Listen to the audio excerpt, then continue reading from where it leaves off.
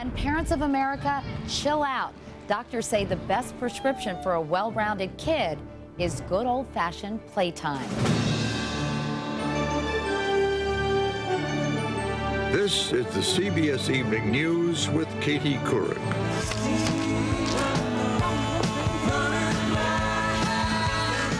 Our kids may be running on empty. Sports, music, dance, and, oh yeah, homework. Today, the American Academy of Pediatrics said kids should be doing more of what they do best: play.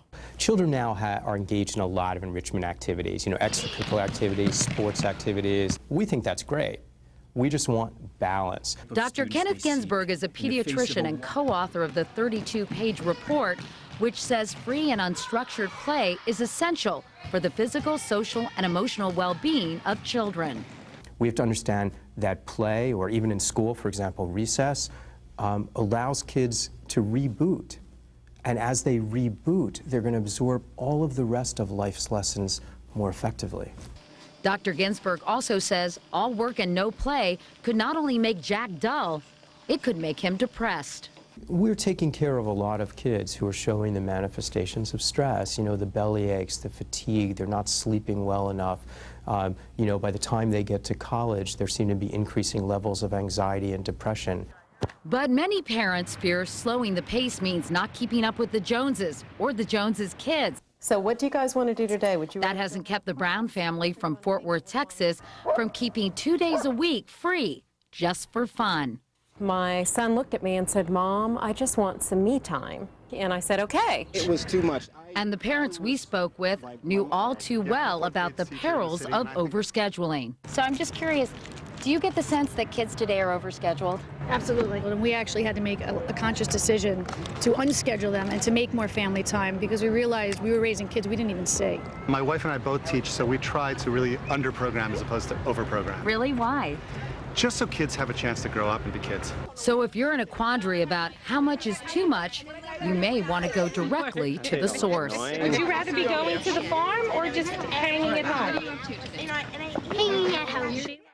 And I'm Harry Smith. Are your kids overscheduled? A new study says they need more free playtime to develop properly. We'll have details early this Tuesday morning, October 10th, 2006. From CBS News, it's The Early Show. And Dr. Kenneth Ginsburg wrote the American Academy of Pediatrics report. He's with us this morning. Good morning to you. Good morning again. All right, you said in the piece that kids need an opportunity to sort of decompress, to reboot.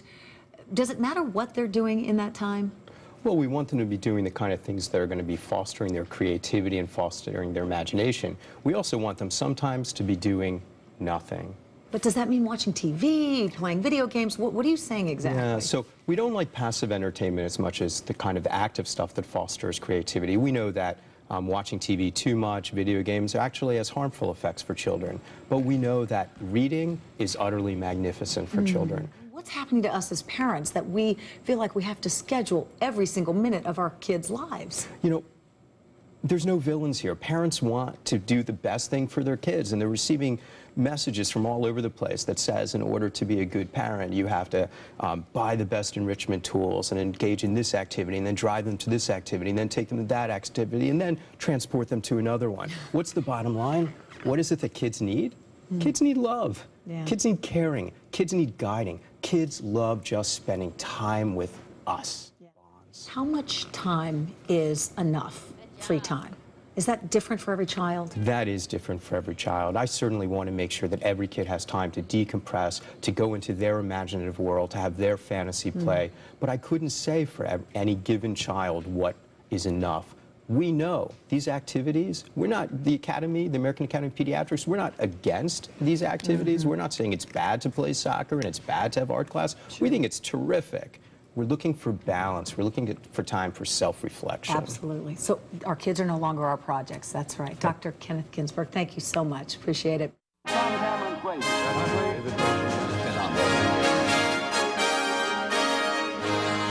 NBC News World Headquarters in New York, This is NBC Nightly News with Brian Williams. The American Academy of Pediatrics is at long last telling parents to let their kids play. The doctors group says pressure to raise high-achieving children has led a great many parents to overschedule and overstress their children practically from birth, overwhelming them with creative playthings and videos and lessons, thinking it all helps. But this new report says so-called unstructured free playtime helps kids develop a whole set of skills and has the added benefit of actually being fun.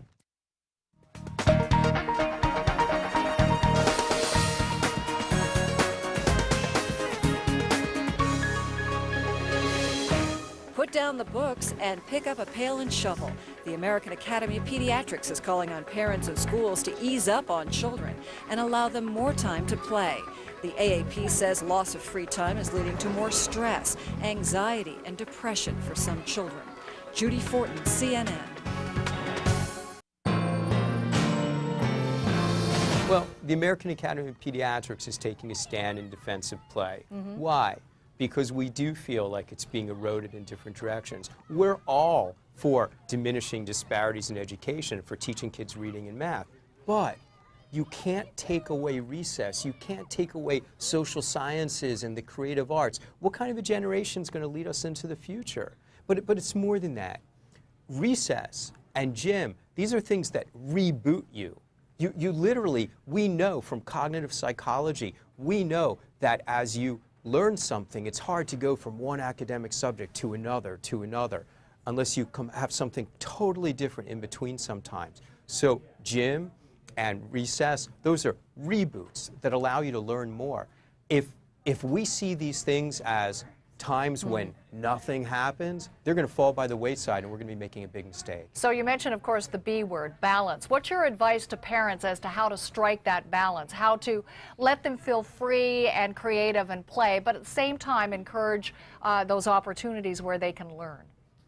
Right. So look at your child. Look at how they're coping. If they're involved in a lot of activities, and again, activities are good, enrichment activities, but if it's flowing from inside of them, they're just enjoying it, they're in heaven when they play games from one thing to another, that's terrific. But if a kid is showing signs of anxiety or stress, belly pain, fatigue, they're not eating well enough, they're not sleeping well enough, then I'm worried. I'm worried about that. Every kid needs some downtime. Some kids need more, some kids need less, and I can't give a prescription for exactly how much. Very interesting. Dr. Ginsburg, thanks so much for talking to us today. MIT's Dean of Admissions, Marilee Jones, says the demographics show it'll continue getting harder for the next decade. So when people feel anxious about the competition and they worry that, oh no, there are just so many people applying to college, they're right. That's a true anxiety that they feel. That anxiety is taking its toll on the health of many teens, says adolescent medicine specialist Kenneth Ginsburg from the Children's Hospital of Philadelphia. I, as a doctor, see a lot of kids who are coming to me because their body is showing the signs of stress. Whether it's headaches or chest pain or belly pain, I'm seeing it. The American Academy of Pediatrics is sounding the alarm, issuing a report today warning that teenagers' stress is manifesting in doctors' offices around the country. To help teens cope with stress, the American Academy of Pediatrics is launching today a new website where teens can go and design their own stress reduction plans, described by the doctors as a prescription for balance. For NPR News, I'm Michelle Trudeau.